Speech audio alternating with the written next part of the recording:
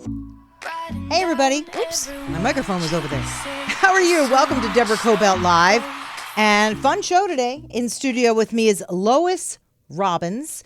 You have a recurring role on Younger currently. You play Penelope Vanguard. I just love her name. You know, you just want to get out a cigarette when you hear Penelope Vanguard, right? Exactly. Wonderful. And also, you've got a one-woman show that you've written about your life called L.O.V.E.R. Do we have the playbill for that? It's wonderful. And it's playing at the Zephyr Theater? Yes, it is. So of all the things you've done, and we'll get into that in our time together, I found it very interesting that you chose to write your own story and perform it pretty much yourself up there on stage. It's got to be, is that a little terrifying or freeing or what? Actually, I think it's been the most liberating thing I've ever done. The opening scene was pretty incredible. Yes, Can I give a little bit away? Well, we could just say that it starts with a woman sitting on top of a washing machine. I have never done that. I will tell you what I've done on top of a washing machine. I put my infant child who was screaming on top of a washing machine. It could be very soothing. It was very soothing for him, I think, because nothing would shut him up. But then when I saw what you were doing on top of the washing machine, I thought, hadn't thought of that one. So Yeah, a lot of people are pretty taken with that. I think that'll grab you right away. It's like, wow. When I did the out-of-town workshop of the show, upstate New York, we didn't start that way, and I think that that this has definitely added a very fun element because the audience knows right from the beginning they're in for a good time. Definitely a good time. So tell me a little bit about that. It's pretty much about the loves in your life, right? Well, yes, it definitely is. And it's the title is actually L.O.V.E.R. It's an acronym that changes as the show and the story develops. But it starts out really telling about the loves of my life because at the end of the day, we are all touched by the people that we are romantically linked to, and we take a little bit of them with us, you know, on this journey called life. And it's about a woman figuring out who she is, really, and it's right, through the discovery of learning more and more about herself each time she gets through another disastrous relationship. They weren't even that bad, you know. They were just confusing to her, Yes. and you know, I was waiting for the awful one, you know, but they were confusing. But they weren't. Well, because I think your choices weren't that awful. Because I think the lack of my lack of sense of self is what made them confusing. I see. What were you looking for all that time? Good sex? I mean, well, you know, we all want good sex, but I think to find that when one soul acknowledges another, that feeling that you've met someone that makes you feel like you can be the best person you can be, the person that lifts you up. And right. I guess relating, that's what I was soul looking to for. soul. Yeah, soul to soul. And but you've been married a long time. I have. I mean, when I read that, when you told me 30 years? Yes. Okay, and how many kids? 3, 4, really. I have a stepson. I didn't raise him. Okay. But we have 3 children together, and I have a beautiful stepson who lives in Phoenix, Arizona. But clearly you went through all these people to get to the right guy. I mean, 30 years, especially in this town, that says a lot. Yes, and listen, like everything, nothing is a panacea. All relationships take work. Mine certainly has. You think? I've been married for a while, too. It's like, really, you think? My husband will be the first to tell you that the only reason we're still standing is because of me. And I've worked really hard. Well, we are the stronger sex. Yes, we are. And I've worked really hard at the marriage. And I think actually writing the play was a turning point for me in figuring out what my obstacles were in my relationship. What were they? Like, you clearly wanted to write this for a reason, just to share your story with other people, probably cathartic for yourself. Well, I think right? the biggest reason was that I think most of my career I feel like I was hiding a little bit who I was and where I came from. I thought that if people knew that I had a somewhat charmed life, they would not hire me. They wouldn't think I deserved or needed the job. And so there was a lot of hiding. And this was coming out of hiding in so many levels, as you know. And so it stayed with you all those years, and really you said did. to yourself, I got to write about it. Yes. You know, and did you always know you wanted to turn this into a one-woman show? No, I had actually started writing a book about 2 years ago, and then I thought I was calling the book historical fiction because I didn't want to say that it was a memoir, and it really wasn't a memoir. Historical, okay. It seemed like historical fiction at the time I was writing it. I got sort of stuck. I thought, I don't know what I'm doing with this. And then my daughter had seen a psychic, my youngest daughter, who speaks to your spirit guides. And she said, Mom, this woman is amazing. You have to go meet with her. So I made an appointment to meet with this woman. And 5 minutes into my conversation with her, she said, so tell me about your writing. I said, I didn't mention anything about my writing. Tell you, She sometimes said, you wonder about those psychics. I know.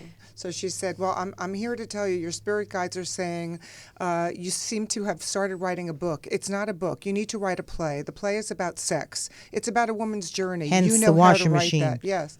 And all of a sudden, I was like, oh, my God, it was such a light bulb moment. That is And pretty incredible, yeah, I have to tell you. I went to bed. Hats off to, what's her name? The psychic, I have to Hats tell off you to the after the psychic. show. I don't remember her name. Julie, I think. Julie. Wow. Yeah, she's here in California, by the way. And anyway, so I got up in the middle of the night. I started writing an outline. I thought, this is what I'm supposed to be writing. And it had absolutely nothing to do with the book except for the very first moment of the play.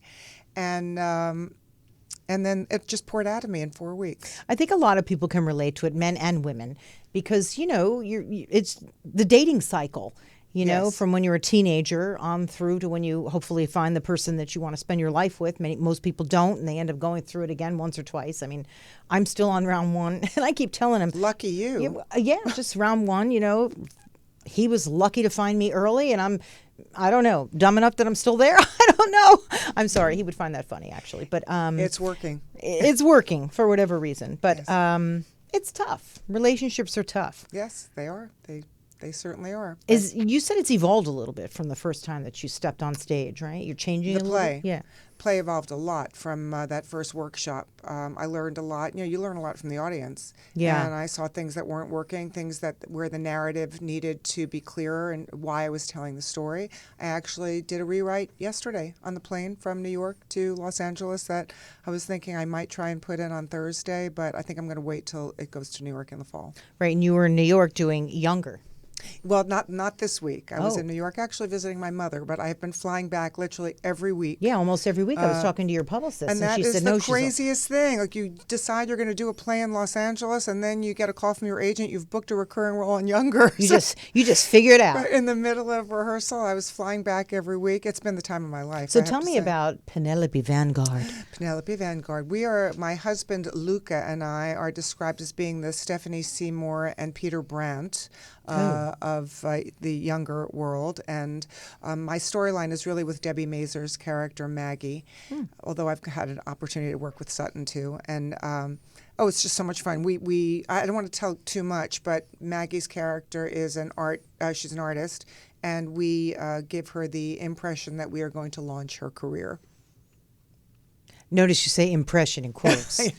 Yeah. So a lot to look forward to. Yeah. You have done a lot. Now, where were you this past summer? You were in Venice. Oh, my God. I've literally had, and I do attribute this to writing the play, because I think when I started writing the play, I felt so empowered. All of a sudden, I might have been going into my auditions with a very different Like a great head. vibe, right? You felt like, Yes. really, I'm on top of this thing. Yeah.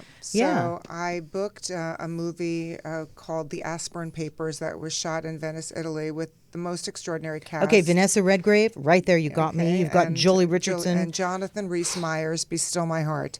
And honestly, this is a great story. On the very first day of shooting, we were shooting in Venice in a gondola, and my character, the film takes place in 1885, and all of the costumes were from the Dolce & Gabbana archives. Oh. And my character is sort of the Andy Warhol of 1885. She's a very avant-garde woman. Great. And I had this big hat and this huge beaded cape and these gorgeous beaded fingerless gloves. And it was August in Venice, so it was very hot.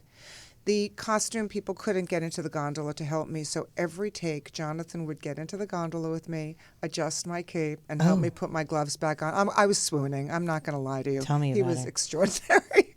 Oh, wow. But you want to know the one that got me? And okay, you did Shepherd in Yes. Budapest as well. Yes. I mean, come on. That's also a period piece. Yes. And I had to learn a German accent. Was that hard for you? No, a I nice think- Jewish girl learning No, a German accent. Right? They had a wonderful, and I was playing an anti-Semite in the movie, by the way. Yeah, They had a wonderful dialect coach who worked with me on Skype for several weeks prior to. Isn't showing Skype up. great? It's unbelievable. I It's do a like lot of. the next best thing to being there. It really is. I do some training with people, especially authors who are going to be appearing on shows, podcasts, whatever. Right. It's so easy. You can just Skype with people or Zoom now. Right. So easy and very efficient. It was It great. gets the job done. Great. But I love this one, Armand Sante. You worked with him In Blowtorch. Yes, that was Love that guy. That was He- quite an experience. And second Billy for me. Baldwin and Kathy Najimy, who's amazing. Yeah, you've had an incredible career. You know what? Thank you. Knock wood somewhere. It's the last few years have been extraordinary. But I wonder, just to circle back a little bit, so from all the filming that you've done only in just the past couple of years, now I know you've had a career for many, many years, but as you said, getting back to the writing of the play, it seems to have just, as you said, exploded. And It everything did. in you, it just sort of gave you that confidence. It freed me in a way that I never expected, and now I guess it allowed me to be my authentic self and not be hiding anymore, and that just feels so good. Yeah. So the play is going on in Los Angeles at the Zephyr Theater for how much longer? 2 more weeks. Please come and see it. It's really fun. You will not be sorry. It takes, the whole play runs an hour and 2 minutes. You can go out for dinner afterwards or eat before if you want. There's some great restaurants right on Melrose there. And it is going to New York this fall. It's been invited to be part of the United Solo Theater Festival in New York, which is the largest solo theater festival in the world. That's a big deal. Yeah, and our first 2 shows sold out in 2 days, and we're listed on their website as bestseller. Oh, that's And, fantastic. Yeah, so it's very exciting. And Wait, so how many performances are you going to have in New York? hopefully up to 8 for the festival, but I'm feeling pretty confident because there is a producer, I won't say the name, who's loved the show from the inception, and I'm hoping that after the festival we're going off Broadway. Yeah, it's a very smart show. Thank you. And it's you just feel that it's someone's story that just had to come out. Thank you. I really feel that way. Of everything you've done, what's sort of been your favorite? And there's so much you've done. my gosh. You've had a great career in soaps. Oh, I'll you've tell done you, so much. actually, as you said, the thing that I loved doing more than anything was the revival of Cactus Flower at the West Side Theater in New York. I know that theater. With That's Maxwell the best theater. Caulfield, and Daryl Roth produced it, and it was an incredible experience because it was a role that Lauren Bacall had done. She originated the role on Broadway, and I read her biography, her autobiography, while I was in rehearsal.